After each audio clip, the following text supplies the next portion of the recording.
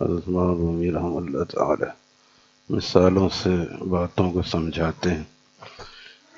یا کابر امت شیخ سعدی اور مولانا رومی وغیرہ سے جنہوں نے بہت کوشش کی مثالوں سے اور اپنی نصیحتوں سے امت کو آج تک اسی لیے زندہ ہیں. یہ حضرات امت کے دلوں میں اب تک زندہ ہیں اور کتنے لوگ ان سے رائے ہدایت پا رہے ہیں.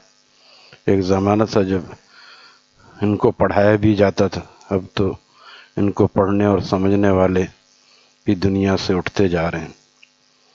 بہرحال مولانا رومی رحمۃ اللہ تعالی فرماتے ہیں کہ ایک بزرگ کو، ایک اللہ والے کو دیکھا گیا کہ وہ دن میں چراغ لے کے کسی کو تلاش کر رہے ہیں. دن میں چراغ لے کے، پہلے اتنی روشنی ہے پھر چراغ لینے کی کیا ضرورت ہے؟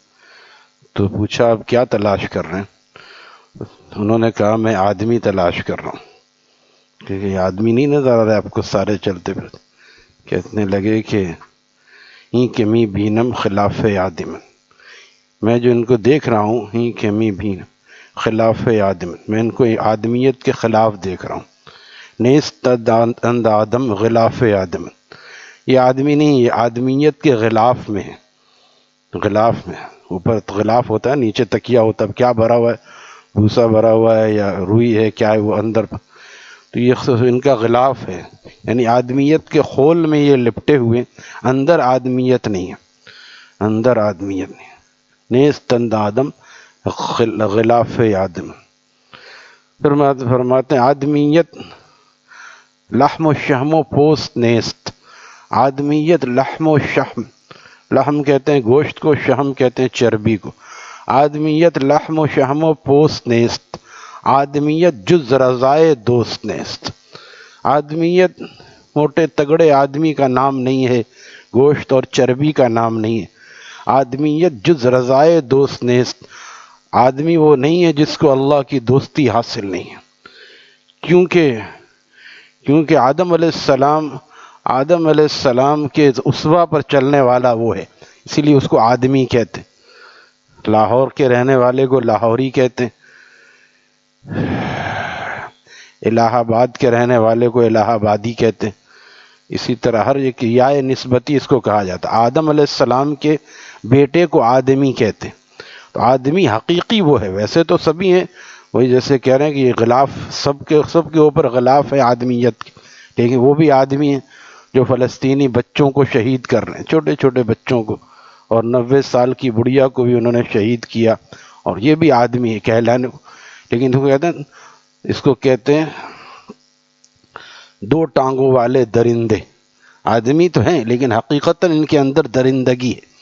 تو ہم میں بھی ایسے ہیں، ایسا نہیں کہ ایسے درندے ہیں کہ قوم جائے کسی بھی غربت کے گڑھے میں گرے، ہمیں تو پیسہ چاہیے، ہمیں تو قرضہ لینا ہے اور پیسہ لینا ہے، بجلی کا بل بڑھے یا گیس کا بل بڑھے، کوئی دے سکے یا نہ سکے ہمیں اس سے غرض نہیں ہے، ہمیں تو عیاشیاں چاہیے. یہ بھی کم درندگی نہیں ہے. کوئی بھلائی چاہنے والا شاذ و نادر ہو، کوئی عوام کی بھلائی چاہنے والا ہو تو ہم میں بھی کم نہیں ہے. اور ہم جو کہلاتے ہیں غریب عوام، یہ بھی بہت معصوم نہیں ہے. یہ دیکھیے کتنی بڑی تعداد ہے جو فجر کی نماز اللہ کا فرض چھوڑ کے سو رہی ہے، اللہ کا فرض چھوڑ کے سو رہی، پھر یہ توقع کرتی ہے کہ ہمیں کوئی اچھا حکمران مل جائے. یہ خیال استو محال استو جنو، ہم تو اچھے ہونے کے لیے تیار نہیں ہیں اور حکمران ہمیں اچھا مل جائے. تو پھر یہ سب سارے کڑیاں وہیں سے ملتی ہیں کہ میں صحیح ہو جاؤں اور آپ صحیح ہو جائیں، پھر سارا نظام صحیح ہوگا. ہم آدمیت کی طرف آ جائیں. نفع انا ظلمنا میکنم. مولوی رحم اللہ تعالیٰ فرماتے کہ آدم علیہ السلام نے کیا کیا تھا؟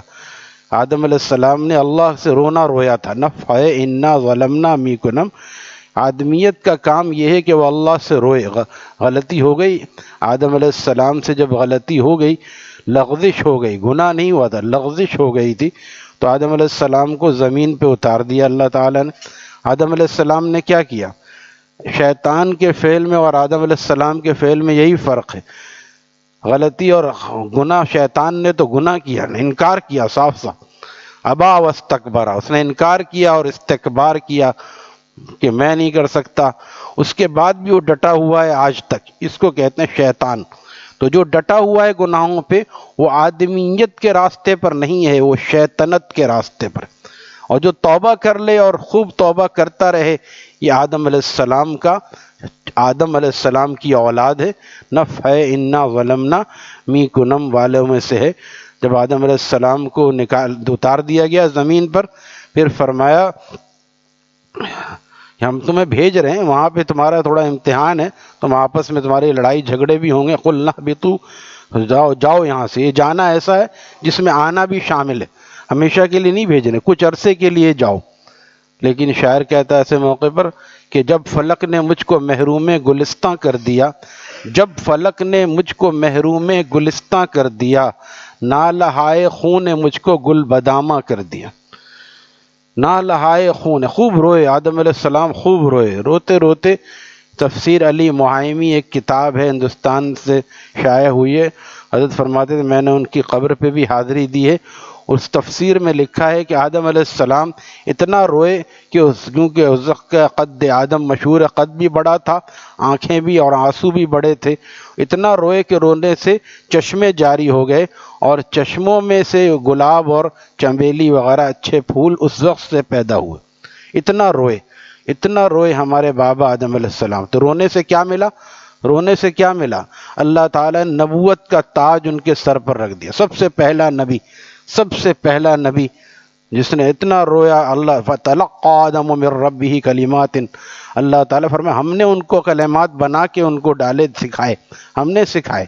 ربنا ولمنا کس نے سکھایا؟ اللہ تعالیٰ نے سکھایا۔ ہم پڑھتے ہیں، ہم مانگتے ہیں اس کو، یا اللہ ہم سے نالائقی ہو گئی، آپ ہمیں معاف کر دیجئے۔ ربنا ولمنا انفسنا وان لم تغفر لنا وترحمنا، اور آپ نے اگر ہمیں معاف نہیں کیا اور رحم نہیں کیا، لنکونن من الخاسرین، تو ہم تو بہت زیادہ خسارے والوں میں ہو جائیں۔ کون ہمیں پوچھے گا ہمارا کیا بنے گا؟ یا اللہ آپ ہمیں معاف فرما دیجئے۔ تو آدم علیہ السلام یہ پڑھتے رہے 40 سال تک روتے رہے۔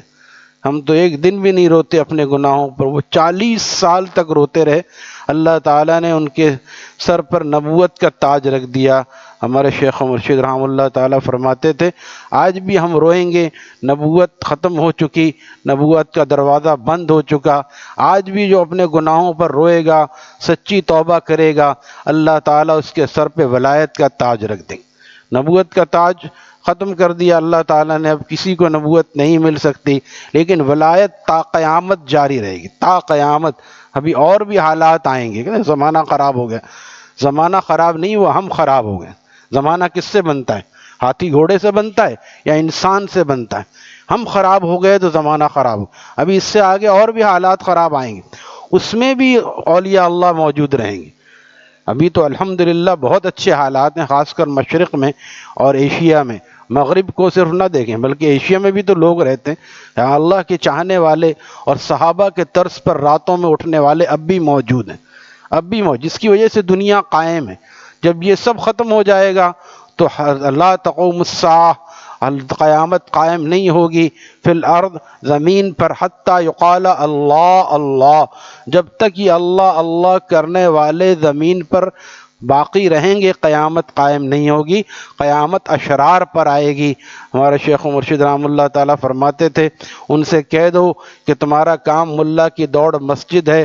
فرمایا جب تک ملا کی دوڑ مسجد باقی ہے، جب تک دنیا بھی باقی ہے، جب یہ ملا کی دوڑ ختم ہو جائے گی تو اللہ تعالیٰ دنیا کے شامیانے کو بھی لپیٹ دیں گے، غیروں کے لیے نہیں رکھیں گے، بے نمازیوں کے لیے اور بے کافر کے لیے دنیا نہیں رہے گی، بلکہ دنیا اللہ تعالیٰ نے اپنے پیاروں کے لیے بنائی ہے۔ جب پیارے ختم ہو جائیں گے، چاہنے والے نام لیوا ختم ہو جائیں گے، اللہ تعالیٰ دنیا کے شامیانے کو لپیٹ دے گا۔ جیسے ہمارے عزیز رشتہ دار چلے جاتے ہیں تو ہم کہتے ہیں ٹینٹ والے سے، شامیانے والے، بھائی ہٹا لو، کہتے اتنی گرمی ہے چلو ایک دو دن رہنے دو، کسی اور کی نہیں، کسی اور کے لیے نہیں لگایا شامیانہ، ہم نے اپنے عزیزوں کے لیے لگایا تھا۔ اللہ تعالیٰ نے بھی اپنے پیاروں کے لیے بنایا ہے، اور جب پیارے چلے جائیں گے تو پھر اللہ تعالیٰ اس شامیانے کو لپیٹ دے گا۔ تو دنیا کی بقا بھی مسلمان سے، ارتقاء بھی مسلمان سے ہے اور دنیا کی بقا بھی مسلمان سے ہے۔ تو دنیا کے باقی رہنے کے لیے بھی یہ ضروری ہے کہ ہم اللہ کی عبادات و طاعات پر باقی رہیں اور اس آدمیت کی طرف آئیں جو اللہ تعالیٰ کے پہلے نبی نے ہمیں سکھایا، یعنی سچی توبہ ہم کر لیں اور پھر اللہ تعالیٰ سے دوستی کر لیں تو ہم آدمی کہلانے کے لائق اور قابل ہو جائیں گے۔ اللہ تعالیٰ ہمیں صحیح اور پختہ آدمی بنا دے، آدم علیہ السلام کے اسوہ پر عمل کرنے کی توفیق عطا فرمائے۔ الحمدللہ۔